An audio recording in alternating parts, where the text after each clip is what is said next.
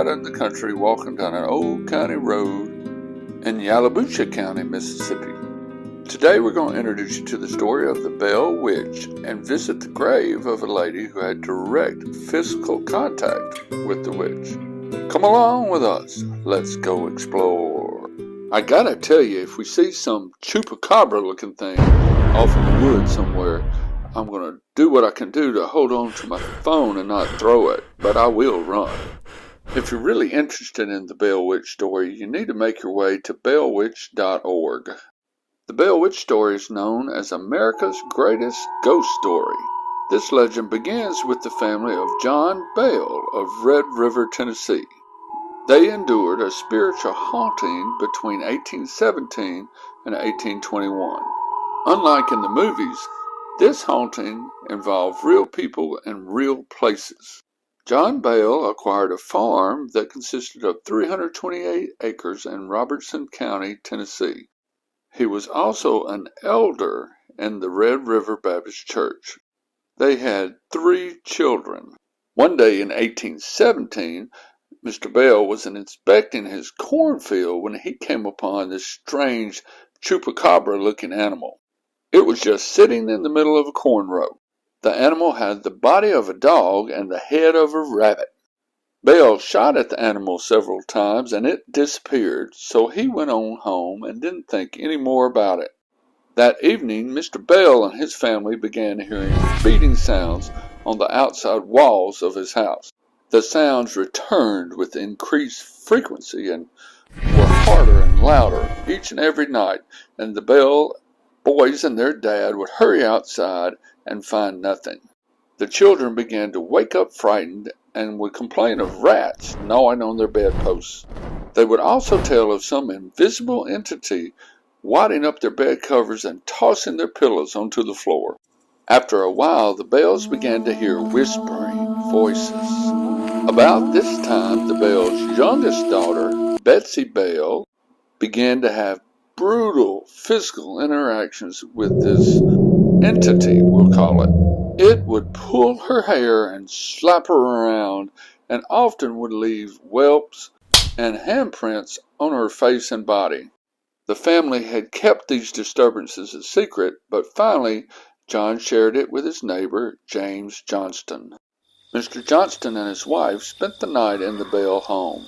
At first things were quiet, but when they went to bed, the Johnstons' bed covers were yanked off and Mr. Johnston was slapped.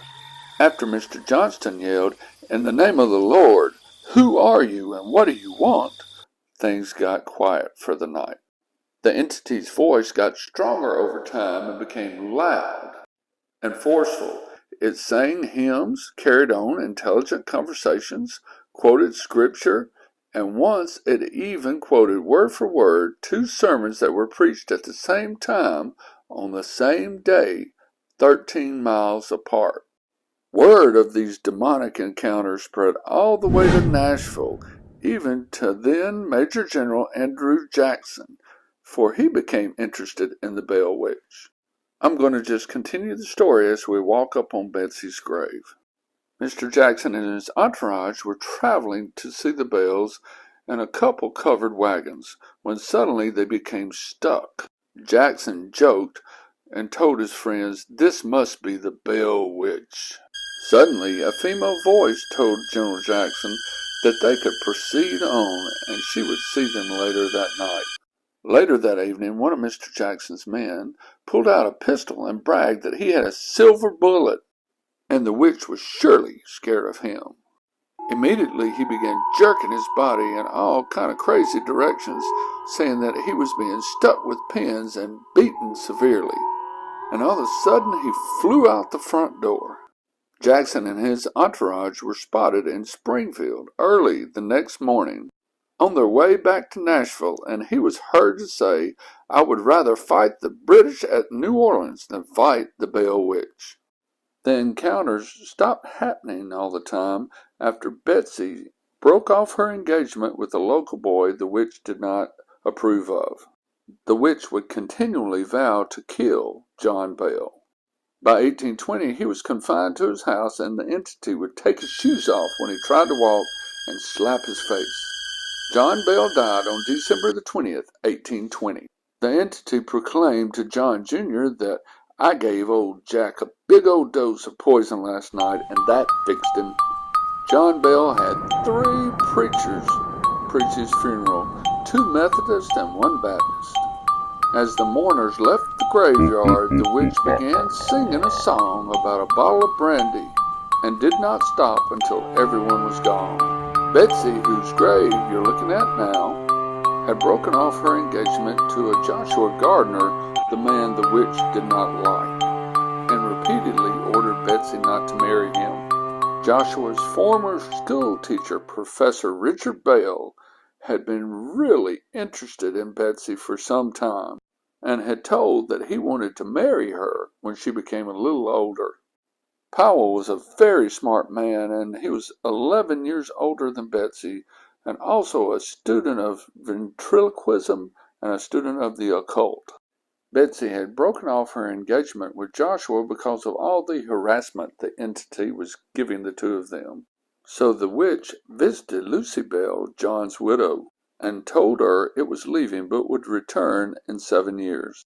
The entity returned in 1828 to John Bell Jr., and it discussed things like civilization and the origin of life and Christianity and the need for a major spiritual awakening. No one ever figured out what it was that tormented the Bell family so almost 200 years ago. But most all who've studied it agree that something is bound to have happened. Her hair was pulled, and Betsy was slapped by the witch, and she was knocked around a little bit at night in her home, and when she and her boyfriend would walk around, they were constantly tormented. As we said earlier, she broke off her engagement to Joshua Gardner, and she married her Professor Richard Powell. Betsy eventually became a homemaker and a mother to 8 children. Only 4 of these children reached adulthood. One son, named Leftrick Reynolds Powell, died at the Battle of Franklin during the Civil War. In 1837, Professor Powell suffered a stroke and brought an end to the Powells' seemingly happy life. After the professor died, Betsy's health declined, mostly because she got fat. She remained in the Cedar Hill area for many years and was known to be witty and very personable. About 1874, she moved to Yalobusha County, Mississippi, and lived here with her daughter Eliza Jane. Elizabeth or Betsy refused to discuss the Bell Witch with people outside of the family, and she always refused to sleep alone. She would sleep between the wall and another person. Elizabeth Betsy Bell Powell died on July 11th, 1888, at 82 years old. She is buried here alongside her daughter and son-in-law. Thank you.